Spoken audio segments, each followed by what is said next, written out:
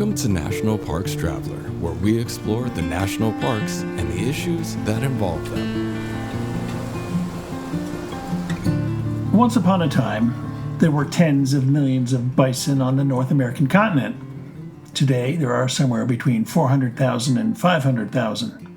Most are in commercial herds, with a relative few in private herds and on public lands like Yellowstone and Badlands National Parks. This is Kurt Repenchek, your host at the National Parks Traveler. Should there be more bison on the continent?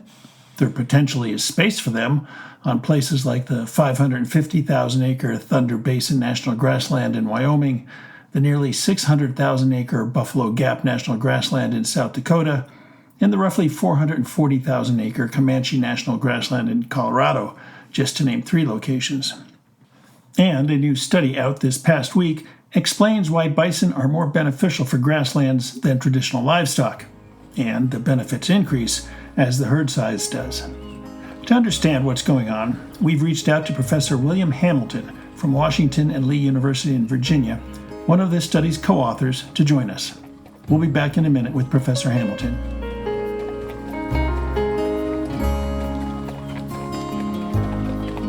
Acadia National Park is one of the 10 most popular national parks in the United States. It's also one of the smallest and most vulnerable. That's why Friends of Acadia exists. Friends of Acadia is an independent organization of passionate people inspiring those who love this magnificent park to make a real and lasting difference for Acadia. You can make a difference at friendsofacadia.org. Smokey's Life. Full of stunning photography and thought-provoking reads, Smokey's Life Journal is a biannual magazine produced by Smokey's Life, formerly the Great Smoky Mountains Association.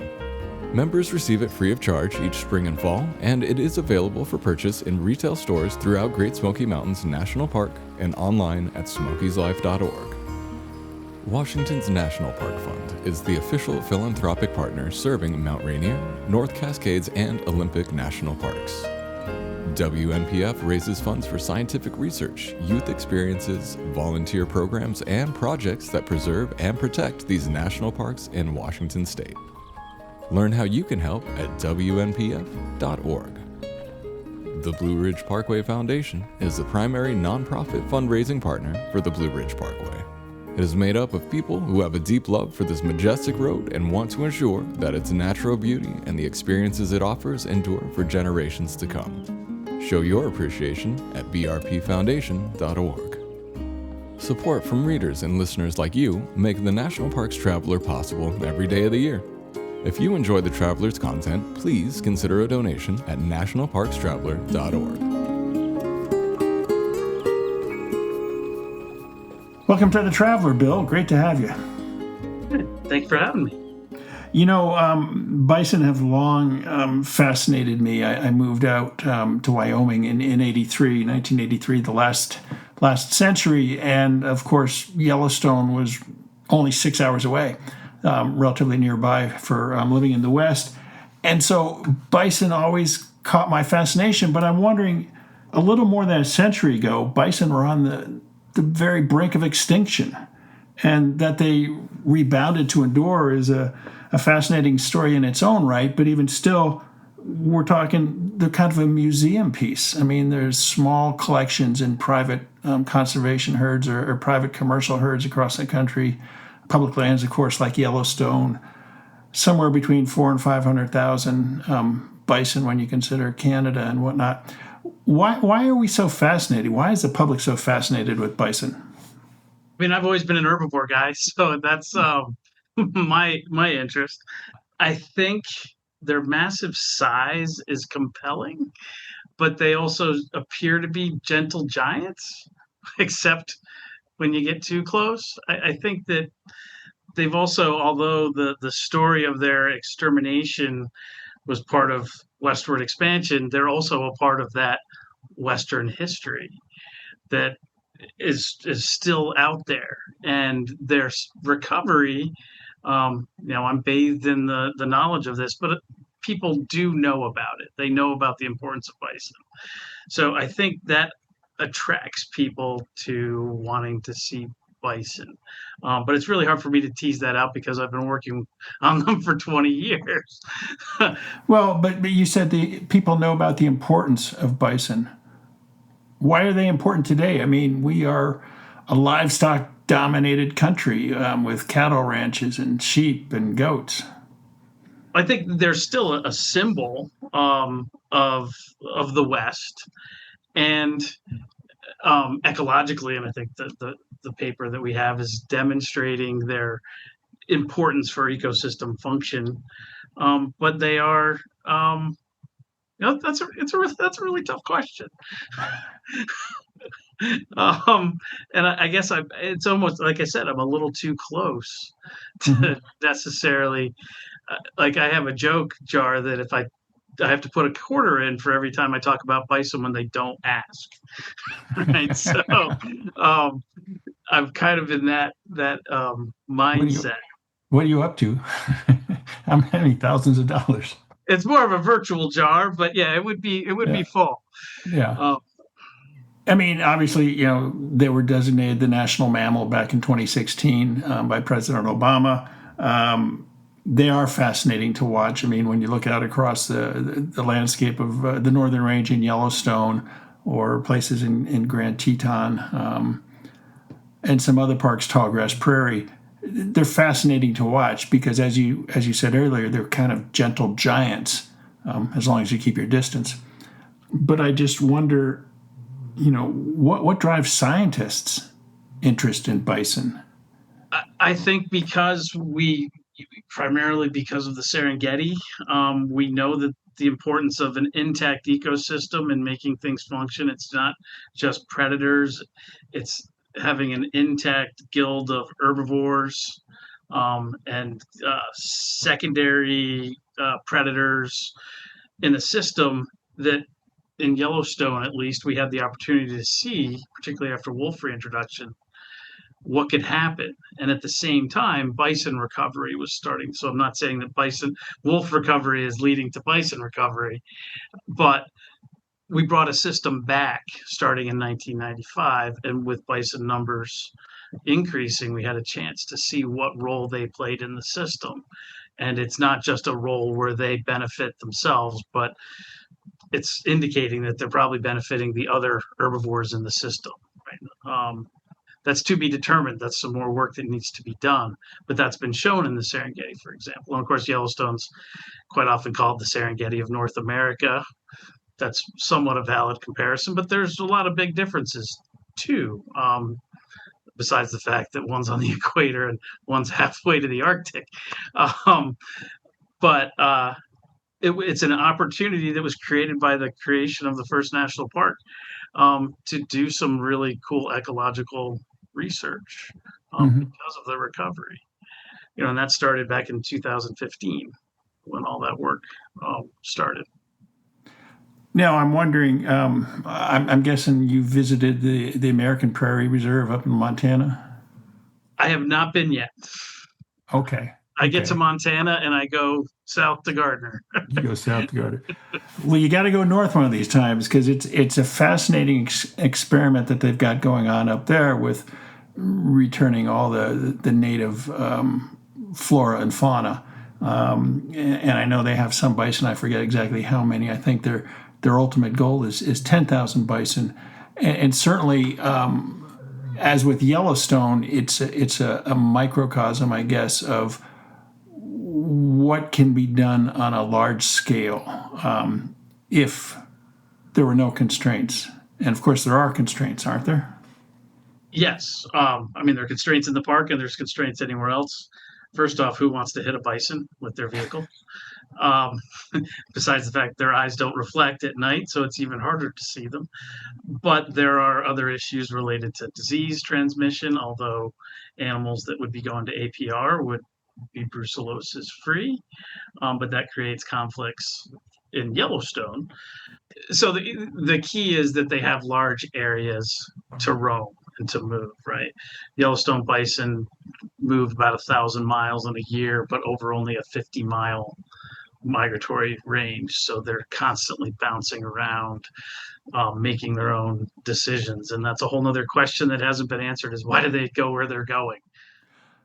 Well, I was going to ask, to your point, I mean, they really don't go that far. I mean, it's back and forth and back and forth and back and forth. Whereas if you went back 200 years, they traveled hundreds of miles, if not thousands of miles, on their migratory roaming, no? Yes, to the best of our knowledge, the buffalo traces that turned into trails were definitely much larger migratory routes, but we really don't have, I mean, we have the late observations before the extermination to really put all of that together, and then we have indigenous knowledge that has been put together to kind of understand the migrations. But unfortunately, we didn't have good biologists or behavioral ecologists out there observing things before the extermination began to really know how they moved. We had them here in our part of Virginia. They were here probably only in the summertime, but they were here. We have a creek called Buffalo Creek. George Washington shot a bison when he was 16 or 17 in this general area of Virginia. So they definitely got around. But we can assume that there were localized groups that stayed in certain areas and did do those smaller migrations. So Yellowstone is just kind of like a little demonstration of what might have been. And we don't know what happened on the Great Plains. And a lot of the other herds are heavily regulated. Population sizes are capped, 300-400 animals. And they're quite often moved around the landscape as opposed to being able to move like they would want to. Yeah. Now, in the paper, you and your co-authors raise the question of whether we understand bison's role in migrating herds moving across large landscapes. What do you mean by that? What don't we understand? I mean, we don't have a lot of modern examples where we can quantify that. Keep coming back to the Serengeti, and then there's some in, Kruger and some of the southern Africa, not South Africa, but southern Africa, where there's migrations, but there aren't migrations across the contiguous landscape. Maybe in the Arctic with caribou, we get some of those movements. Tibetan Plateau potentially, but a lot of our systems have been altered so that we don't really know what the movement of, in this case, large animals over pretty good sized distances does. Elk have been moving around in large numbers for quite some time, but they're hunted, they're controlled to some extent, and they don't eat the same way the bison do. So we're seeing very different dynamics, and that's what is also observed in the Serengeti. So it was an opportunity to look at 8 years worth of data where we did have large numbers of large bison grazing across this migratory range to observe what grazed and ungrazed grasslands, how they responded to those dynamics. Yeah. Can you extrapolate that across a larger landscape? I think you can. I've been asked that question many times when I've given this seminar. And it certainly would suggest that I think APR, American Prairie Reserve, is a great example of what could be, and it would be a potentially larger landscape. I think that's the plan, for it to be a larger grassland area than what Yellowstone provides. I haven't done the exact numerical comparisons, but much of Yellowstone is not grasslands. So I think that would be the case. What ecological and what biotic and abiotic things would take place when bison were allowed to move across the landscape, and would that recruit and improve the system for other herbivores, and how would that change predator dynamics? Lots of interesting questions could be addressed there. And it goes beyond herbivores too, correct? I mean, a lot of native bird life. Arthropods. Prairie grasses. Mm-hmm. Because bison were the original rototillers, right? And fertilizers. Yep. And then the decomposers, which is really where I spend a lot of my life, is in the soil. That brings it all back into the system. And that was a big key finding in the paper, is that it's that recycling of nitrogen that allows this kind of amped up productivity in the system. That's what improved the forage quality across the grazing lawns. Yeah, you mentioned grazing lawns, and I'm curious, what is a bison grazing lawn? Can you define that, picture it for us? Well, so I mean, grazing lawns are, they were characterized, I think, initially in the Serengeti. I believe Sam McNaughton was one of several that helped coin that phrase. And essentially, you can imagine your lawn, right, that gets mowed. It's kind of a consistent height. There's some, in the case of wild grazing, there's some heterogeneity, but they tend to just put their nose down and graze, as opposed to being selective and having certain things that they don't eat. So it turns into a lawn, and it changes the morphology of the grasses and selects for grasses that are, tolerant to grazing. And also then selects for other, creates opportunities for other forbs, other flowering, wildflowers to capitalize on that grazing dynamic too. Now, I'm curious, correct me if I'm wrong. I know enough about bison to be dangerous. I wrote a book a few years ago. But one of the big differences I recall between bison and domestic cattle, bison keep moving. They don't settle down in one area and denude the landscape of every morsel of grass. They just keep moving along. Is that part of the benefit of how they create these lawns? They don't set in one place. They just keep moving? Yeah, and I've spent enough time, particularly out in the Northern Range, Lamar Valley.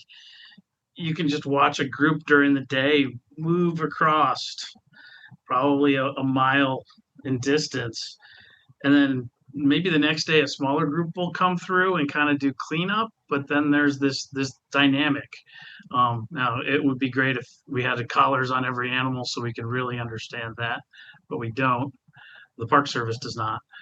But we can get some inclinations from some of the collar data that does exist. But yeah, they're choosing where the food is, and then also access to water. That large rumen requires lots of water to maintain itself when they're consuming. Now, when it's nice young green tissue, they're getting a lot of water from that. But even in the winter, they need to maintain that water intake. So proximity to water is an important aspect as well. But they definitely, it's almost amoeba-like when you watch them move around. If you've got an opportunity, if you have higher ground on them out in Lamar, you can kind of see that behavior. And it starts off kind of looking like a V shape sometimes, like Canada geese, and then it kind of falls apart. But they wake up from ruminate. They're taking a rest. They've been chewing their cuds. Stand up, go to the bathroom, and then just kind of start moving across that grazing lawn. And we don't see the grazing lawns at some of the drier sites because it's an ephemeral period of time when there's plants available. It's right after the thaw. There's moisture available, then it greens up, and then they dry out. And they consume those in the spring, and then maybe in the fall after some fall rains. Yeah, and like you said, you had a number of years to study this between 2015 and 2022, I believe, and you looked at different elevations in the park and how the bison moved from their spring range to the summer range to fall range, whatnot, and they exhibited different behavior on those areas, or they had different grazing results. Yeah, so the amount of consumption is related to the productivity of the area. So by using the movable cages, which are just welded rebar with fence, they get moved every 30 days, and we can estimate consumption from that. We compare that to an exclosure that was put up at the beginning of the season before green up. That's a fixed exclosure that stays up all season, right? We have 6 to 10 of those at each site. and then they're paired with their movables. The fixed tells us ungrazed productivity, and then the movables tell us consumption as well as grazed productivity at monthly increments. And most of the great consumption at dry sites takes place in the spring, when it initially kind of greens up. And then the higher altitude sites that go upwards of 10,000 feet, animals get there kind of after the green up, and then consume, and pretty high consumption, but they're then dependent on water availability at those higher altitudes, and they come back down. And Lamar Valley was where the grazing lawns kind of get formed, and they move around. And then there's different little. That's also where the rut takes place for the northern herd. So that's a big congregation area there in late July and August. So there's ready access of food, water, and lots of breeding opportunities. Now, what I found interesting, being a layman, is that despite this grazing behavior by bison, it didn't deplete the grasses of nitrogen. I mean, it's not like they chewed them down to the nubs and nothing was left behind. I mean, was that surprising, the nitrogen composition? Yes and no. I mean, a lot of what we found had been found before in small studies, either in greenhouses or growth chambers or out in the field, but not done over a 7-year period, with all the variation that takes place in the seasonality of the West, or the Earth, as we're seeing more lately. And scientists have known that, grazing can stimulate microbial activity. I published 2 papers on Yellowstone grasses and in Yellowstone that demonstrated that the grazing of, this was Kentucky bluegrass, stimulated exudation of carbon into the soil by the roots.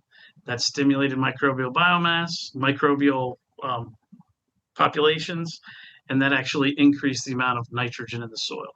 And that was just the grazing effect. We weren't adding urine or dung. It was just the grazing effect. So I guess one of the questions is, how does this compare to cattle grazing? Yeah. So that's the key piece. And most of I was going into kind of wildlife management before I started working in Sam McNaughton's lab as a senior in college, and was looking at and I'd spent my summers on a dairy farm. So I was thinking about maybe ag or wildlife management. And then I got into plants, and that was kind of and soil. And I didn't do either of those, but I came at it from understanding what overgrazing meant. I'd seen it on my own family farm. Right.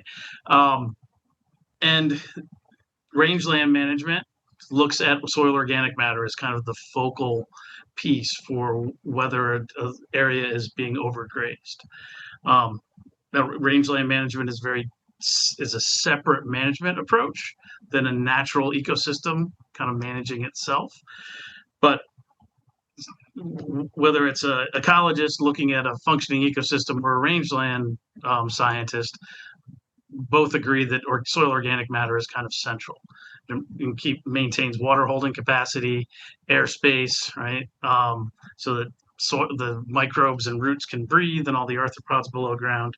And also that organic matter serves as a source for decomposition that then recycles nitrogen back into primary producers, grasses and forbs in the case of Yellowstone grasslands.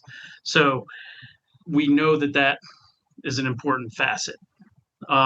With overgrazing, you tend to have things go down. Grazing, the above ground stocks go down. And even though there might be inputs of dung, there's soil compaction and reduced root growth because the above ground growth has been inhibited, and soil organic matter tends to go down. And because of that, then decomposition goes down, and soil nutrient storage capacity and decomposition becomes inhibited. And that doesn't have to happen with cattle grazing. It just is what we know is what occurs with overgrazing. And bison don't overgraze? We haven't, in this study, in the 7 years that we did, we found no evidence of that. It's certainly possible for them to be overgrazing. But from looking at soil and plant productivity, there's no evidence, because then above ground, over time, plant productivity goes down. So just the amount of biomass produced goes down. And we found no differences in above ground productivity for grazed and ungrazed over the period that we studied, and no difference in soil organic matter. But we did see differences in response to grazing for decomposition and the recycling of nitrogen that improved and actually enhanced the nutrition of the above ground biomass. This is Kurt Repenchek with the National Parks Traveler. We're talking today with Bill Hamilton. He's the John T. Perry Professor of Biology and Research Science at Washington and Lee University in Virginia, a co-author of a paper that just came out this past week on Yellowstone's bison herds and the benefit to the ecosystem that they provide. We're going to take a short break. I'll be right back.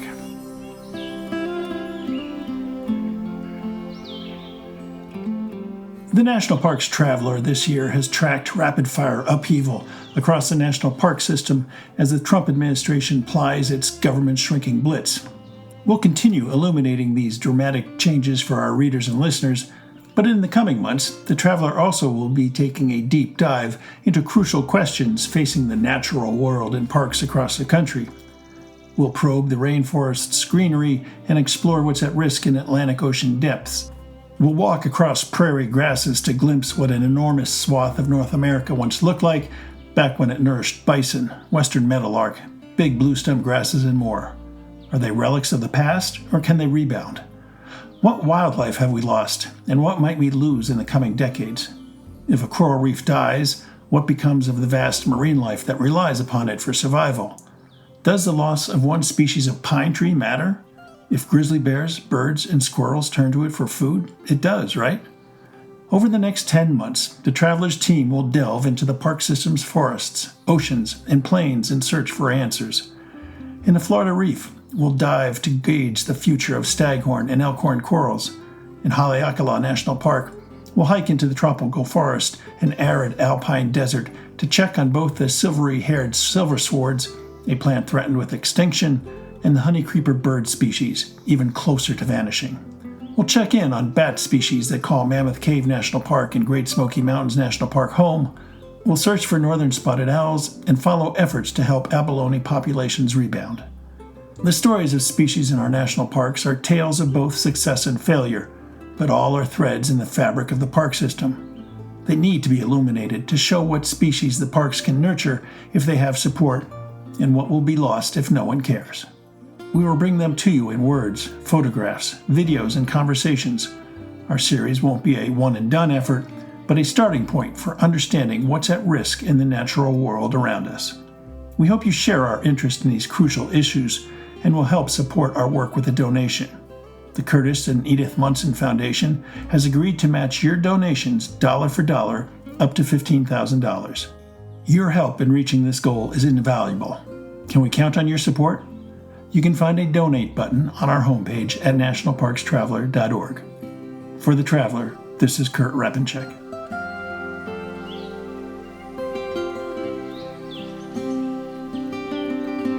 So, Bill, the big question everybody's wondering about is, this is great that bison have such ecosystem benefits. Where are we going to put them? I know the Wind River Reservation tribes want more bison on their lands. Fort Peck wants more bison. American Prairie wants more bison. What else are the options out there? That's a really good question. And I think what I hope from this paper is that it shows that it's possible to do this, to have large numbers moving across the landscape, and it might help push things over the edge for some areas. And, it's not like it's new material, but it's showing it in current times under current climates, the climate regimes, environmental climates. Bison can have a positive effect on ecosystem, functions. So, identifying the land, I've been very myopic in my understanding. I know there are other bison out there, but I've been very Yellowstone centric. And I hope to spend more time with other bison researchers in the future so we can come together and kind of talk about these things. I haven't gotten much past people at Kanza in my last 10 years. So I think the key thing for Yellowstone is that the Bison Conservation Reserve Program, where brucellosis free animals are making their way out to Fort Peck, the Assiniboine Sioux Reservation, for distribution with the Intertribal Buffalo Council. And I think that is a great way to keep Yellowstone origin animals out on the landscape and maybe continue to increase those numbers. Yeah. So many questions. I'm going to jump around a little bit. You mentioned a little while ago about how beneficial, I believe you said how beneficial bison can be with climate change. Am I correct in interpreting what you said? We've seen, no, I was referring to the fact that our study started in 2015, so modern climate and bison were still having positive effects. Certainly, from a restoration perspective, this isn't out of our paper. We don't argue this in the paper, but grazing in intact or restored grasslands has the ability to store carbon for sure. And bison grazing is probably a better solution than other forms of grazing because of the potential outcomes, right? We bring in economics when we're talking about cattle grazing. So you want to get more per acre out of something than you might with bison. But bison are certainly treated like ranch animals as well. Most of our bison in North America are raised for consumption. Of course, they're not all pure bison either. They do have some cattle genes in a lot of those. But there is potential for bison grazing to contribute to the sequestration of carbon. But that's definitely nothing that we looked at in this paper that just came out. Bill, you mentioned cattle genes. There have been studies that show there's no longer a perfect bison out there, that all the bison remaining on the landscape have some degree of cattle genes in them. Are they a risk to this bison behavior on how they graze? I do not know a lot about the cattle gene story. And I know a more recent paper came out on Yellowstone bison, and I read the abstract. So I don't think that I don't know the proportion of cattle genes in ranched bison. Is it 5%? Is it 1%? I know it's a very, very minuscule amount. And the origins of the cattle genes in the Yellowstone bison tested was very, very small. Less than 1%, I recall, and it's got zeros in front of it, I believe. Those types of things, changing behavior when it's that small, the only way we would know that is if we had seen the progeny that led to then that dilution, and did they have behavior changes. And that's where I just don't know. That's not my area of research, so I can't really say, but I would think that having watched videos of a lot of ranch bison, they still look pretty ornery. Yeah. They've got some cattle genes in them. And I've worked with Angus, and they're pretty ornery. And I would imagine that they have Angus genes in them if that's what they were more than likely breeding them to. So I don't know what behavioral modification, what it would do to them. Fair enough. I often play Stump the Ranger, and today I guess I'm playing Stump the Professor. Yellowstone is an amazing place, and there's been debate over the years, I think, of how many bison the landscape originally held. I mean, it came to be a sanctuary of sorts at the end of the 19th century because the bison went into the center of the park and avoided the mass slaughter that was occurring elsewhere. But I wonder if anybody really knows how many bison the park once held year in and year out. And so you come back to the question of, the impacts they're having on the grasslands today. Is that reflective of their natural behavior? I think, what I've thought about with this paper, and now that this paper is coming out, I have multiple more detailed organic matter analysis, stable isotope work coming out that certainly is suggestive that there were lots of bison in the park, right? My gut would tell me that the system would not have responded to the recovery of bison in the way that it did if they hadn't been there in the past. Right? The soils were capable of responding to that. Right, and in the Lamar Valley, it was agriculture for many years. The Buffalo Ranch, there were large sections that were tilled and planted in other forage grasses that are still there to this day. So there's a lot of other factors that have influenced it, and even with that, it's still supporting them. But when we look at outside those areas, they're still doing, the soils look like they had been grazed before, right? Or the system had been grazed. And there are ways to start teasing that out, because dung gives a very different organic matter signature than plant tissue does, in the soil system. So that's a next avenue of research that I've started on, is identifying the inputs of organic matter, and can we start to tease those things apart? Back in 2015, I think, under George W. Bush, Interior Secretary Dirk Kempthorne launched the Bison Conservation Initiative, under which the Interior Department was working towards ecological and cultural restoration of the species. And then 2 years ago, the Biden administration committed another $25 million for a variety of projects and initiatives, tied to that Bison Conservation Initiative. Any idea where that program is today? I mean, I haven't heard much. No, and the 25 million, I think, was largely to help with tribal bison, Right. reestablishing herds with tribes, and I'm not sure, and I don't know where we are with that currently. I've been focused on this paper for the last year and a half, but the Bush activity kind of was very encouraging and kind of brought it to the forefront before I was really kind of actively in bison, but it cued in on it, because it was interesting that was being focused. And then, of course, national mammal status in 2016 certainly improved that. Well, that doesn't necessarily guarantee anything for an animal, but it certainly brought recognition to bison.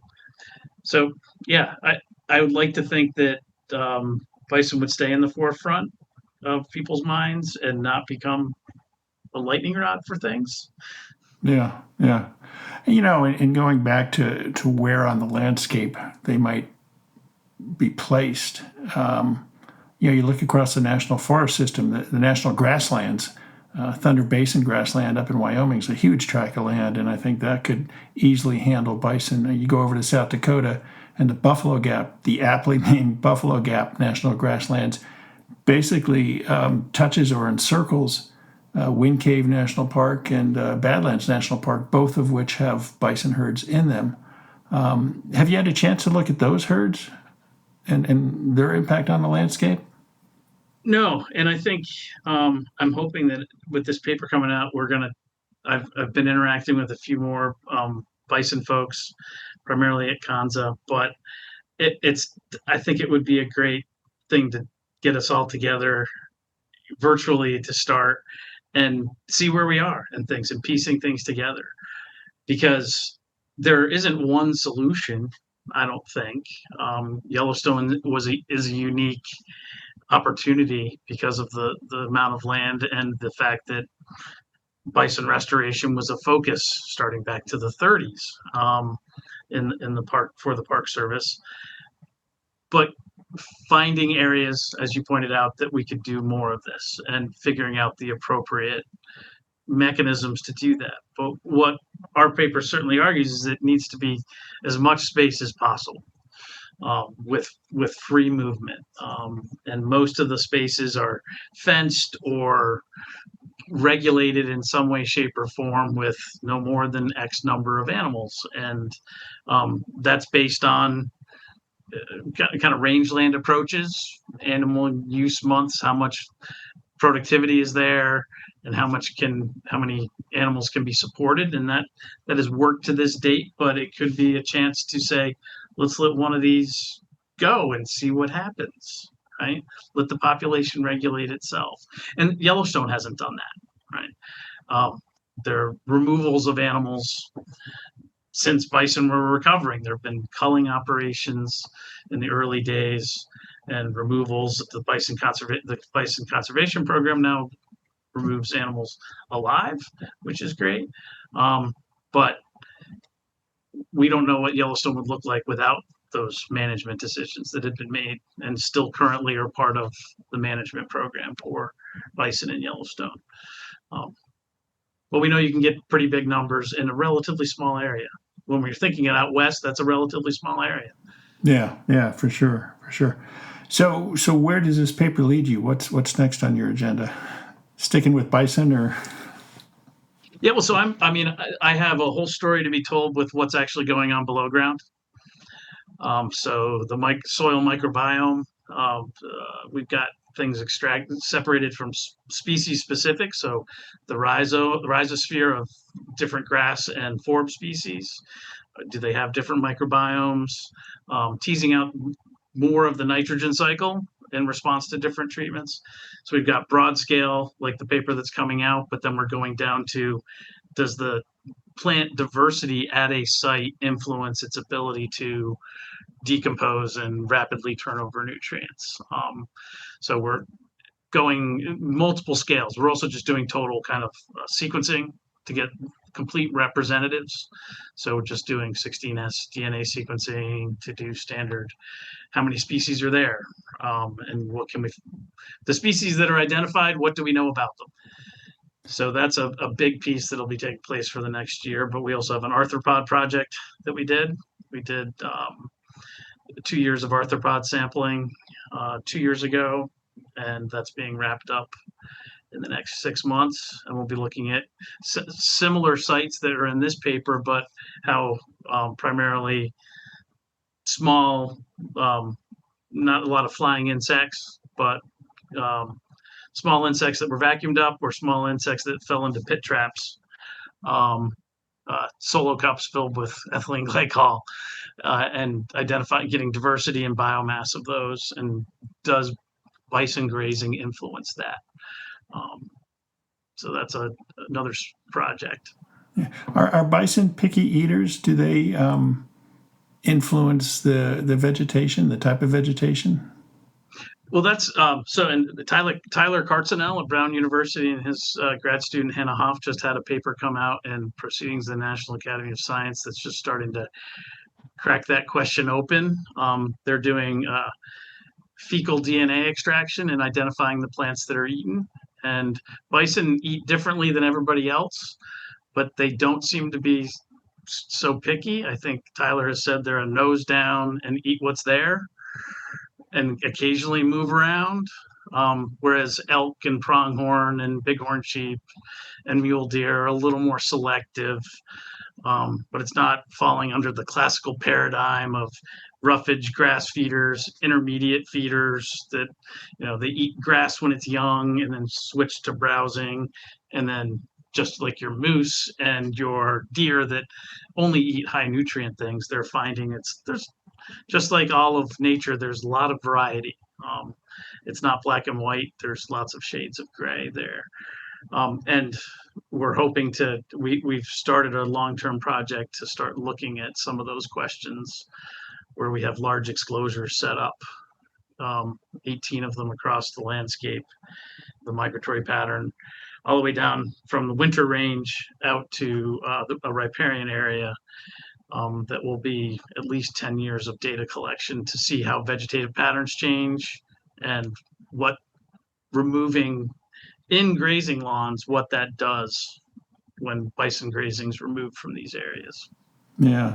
No, it's going to be fascinating, especially with climate change and how that's going to affect the snowfall in Yellowstone and the snowpack in Yellowstone, as well as the the ability of bison to avoid wolves. Yeah, which they seem to do, but they, it seems like in the winter they're getting more effective, but it's not a large number. And you don't know how many of them were just injured as well. The wolf crew knows. Yeah, they know where to find it. That's Bill Hamilton. He's the John T. Perry Professor of Biology and Research Science at Washington and Lee University. He and two colleagues just came out with a paper. Yellowstone's free-moving large bison herds provide a glimpse of their past ecosystem function. Bill, thanks so much for joining us today, and look forward to further dissecting the behavior of bison in Yellowstone and hopefully elsewhere on public lands. All right. Well, thank you very much, Kurt. I enjoyed it.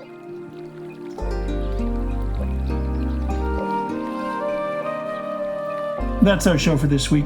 We hope you enjoyed it. If there's a park-related story or interview you think we should consider, please drop us a note via our contact page. You can find a button for it at the lower right-hand corner of our homepage at nationalparkstraveler.org. For The Traveler, this is Kurt Rapinchek. See you in the parks.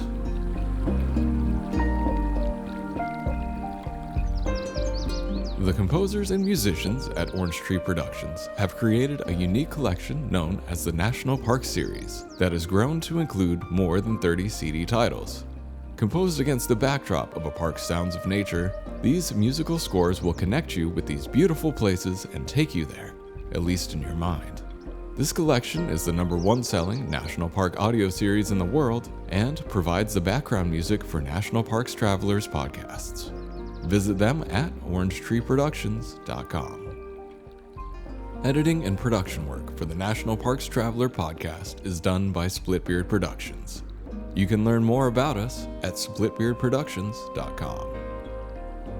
National Parks Traveler is a 501c3 nonprofit media organization that provides daily editorial coverage of national parks and protected areas. Traveler's coverage is made possible by reader and listener donations. Visit us at nationalparkstraveler.org.